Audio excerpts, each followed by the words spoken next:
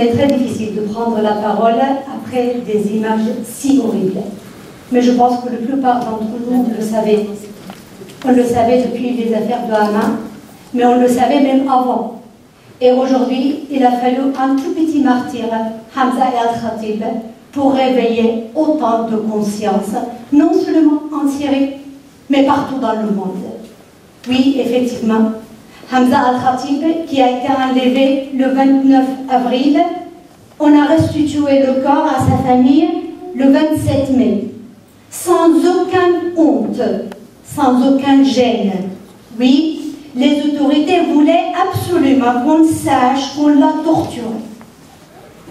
On avait vu sur le corps de ce petit jeune homme des balles qui ont été tirées non pas dans l'intention de le tuer, mais dans l'intention de le torturer.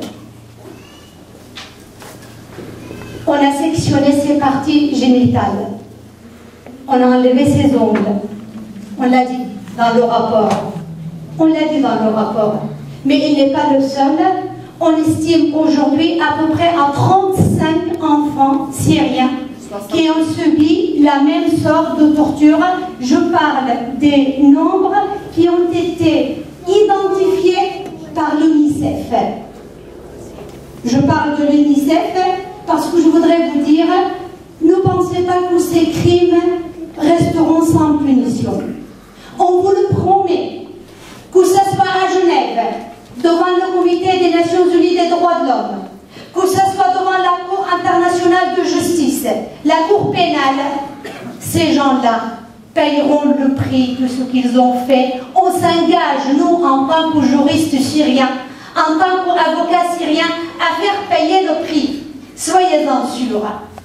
Dans son dernier rapport, l'UNICEF, ça veut dire l'Organisation des Nations Unies pour la protection de l'enfance, avait publié un communiqué le 31 mai 2011 faisant savoir son inquiétude par les nouvelles qui parviennent de la Syrie, justement à propos de l'arrestation arbitraire, la détention arbitraire des enfants, la torture et même la torture qui peut aboutir jusqu'à la mort des enfants. Et l'UNICEF avait demandé à la Syrie tout simplement de respecter la Convention internationale des droits des enfants. Savez-vous que la Syrie avait ratifié cette convention malheureusement pour une fois, alors qu'elle n'a pas ratifié plein d'autres conventions, et que d'après cette convention, la Syrie s'engageait à assurer et à garantir le droit à la vie pour tous les enfants, la liberté d'expression, parce que la liberté d'expression aussi est valable pour les enfants,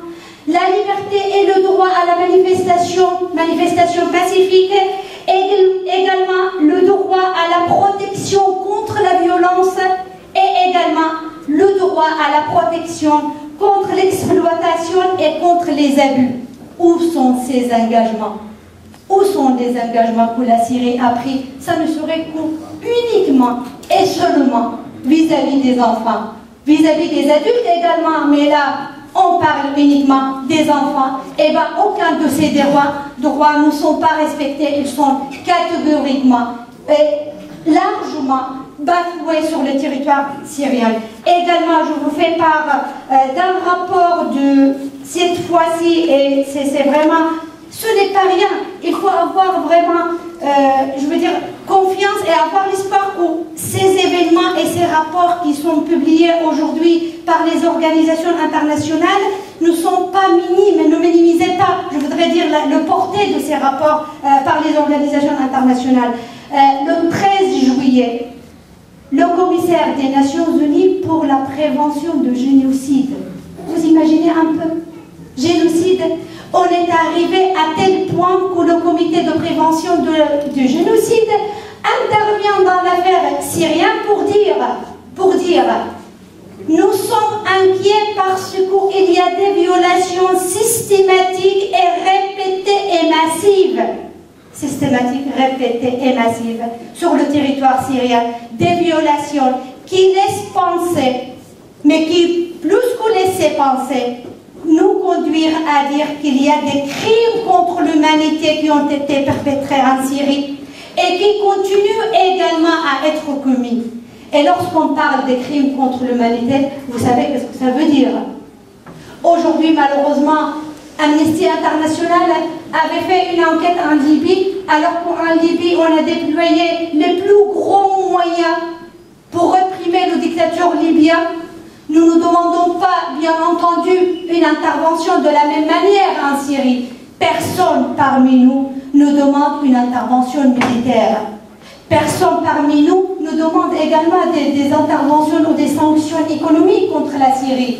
Ça, on est tous d'accord pour le dire. Mais en revanche, Amnesty International avait dit qu'en Libye, il n'y a jamais eu de viols systématiques. Il n'y a jamais eu de violation systématique à grand échelon. Et malgré cela, la communauté internationale a déployé les plus gros moyens. Alors aujourd'hui en Syrie, on parle des crimes contre l'humanité. Alors réagissons. Réagissons et la seule manière de réagir, ce sera que la communauté internationale prend une résolution au sein du Conseil de sécurité des Nations Unies pour permettre une intervention d'humanité. Ça veut dire pouvoir soigner les blessés, pouvoir mener une mission d'enquête pour identifier les criminels. On les connaît, mais il faut effectivement qu'il y ait une commission d'enquête internationale qui parvienne à aller sur place et à enquêter et à arrêter les criminels. La saisie du Conseil de sécurité pour que le Conseil de sécurité puisse, sur la base d'une résolution, sur la base également, je m'excuse, c'est technique, mais ça se passe comme ça, sur la base de l'article du chapitre 7 de la Charte des Nations Unies, que le Conseil de sécurité des Nations Unies puisse saisir le procureur de la Cour pénale internationale pour qu'il y ait effectivement une condamnation, des mandats d'arrêt internationaux lancés à l'encontre de coupables de ces crimes. Encore une fois, je vous dis, c'est effrayable. Nous n'avons vu cela nulle part. On a l'habitude de travailler avec les organisations internationales, avec les organisations humanitaires, mais tel degré de barbarie à l'encontre des enfants, c'est très rarement vu de la part d'un régime qui est juste là, au Proche-Orient, à côté de l'Europe, à la porte de l'Europe. Une telle barbarie, c'est intolérable. Ensemble, nous n'allons pas laisser les enfants syriens pourrir dans de telles situations. La victoire est pour notre peuple et merci beaucoup.